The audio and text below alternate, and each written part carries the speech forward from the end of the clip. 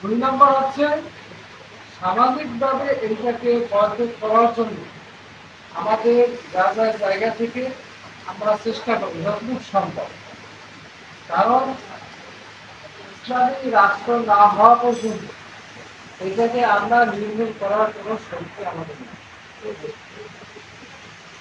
কারণ যেই সরকারে আসে স্বাধীনতার পর থেকে প্রত্যেক সরকারের আমলেই এটা কোনো না কোনোভাবে বাড়ছে, সামান্য কমলেও বিরুদ্ধেই পেয়েছে এবং এটা এখন এই পর্যায়ে একটা মহামারী আকার ধারণ করেছে।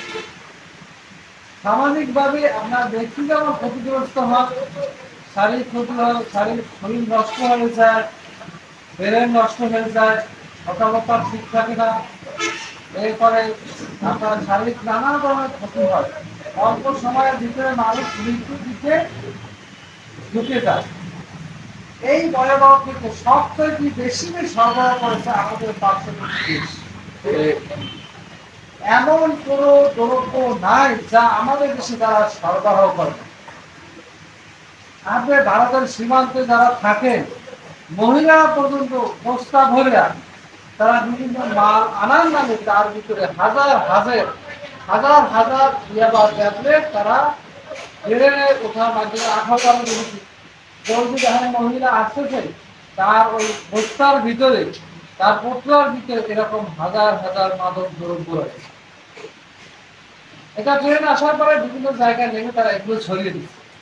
সুতরাং এখন যেহেতু একটি পরিবেশ এসেছে, আমাদের দেশে জনগণ সচেতন হয়েছে, ফেসিবাদের বিপক্ষে গিয়েছে এবং ফেসিবাদের দোষর যারা ছিল বিভিন্ন দেশের পার্শ্ববর্তী দেশ সকলের বিরুদ্ধে সচেতন হয়েছে। আসুন আমরা আগামী নির্বাচনে মাধ্যমে ইসলামকে যদি ক্ষমতা নিতে পারি, তাহলে এই মাদকের ভয়াবহ থেকে ব্যক্তি, দেশ, জাতি এর থেকে মুক্তি পাওয়া সম্ভব।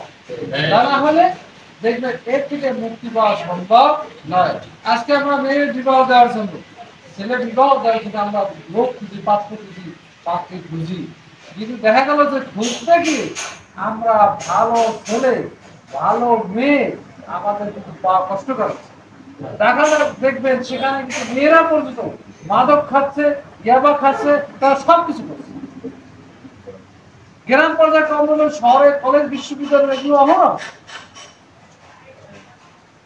ঠিক একইভাবে আমরা যারা স্টেশনে থাকি, বিভিন্ন বড় বড় বাজারে থাকি, তারা একটু বাজারের সন্ধ্যার পরে, এশারের পরে, রাত গভীরের সময় দেখবেন কোনা কাঞ্চের ভিতরে তাদের কি অবস্থা, জটলা পায়ে আছে, কোন চিপার ভিতরে আছে, কোন দোকানের নিচ তলায় আপনার সেখানে গিয়ে তারা কিন্তু এই মাদক তারা সরবরাহ করেছে এবং সুতরাং এগুলো প্রশাসনের কাছে কিছুটা আপনারা যতই সম্ভব তাদের কাছে এই তথ্য প্রচার করবে, তথ্য দেবেন এবং আমাদের যুব সমাজকে আমরা এটা সচেতন করব।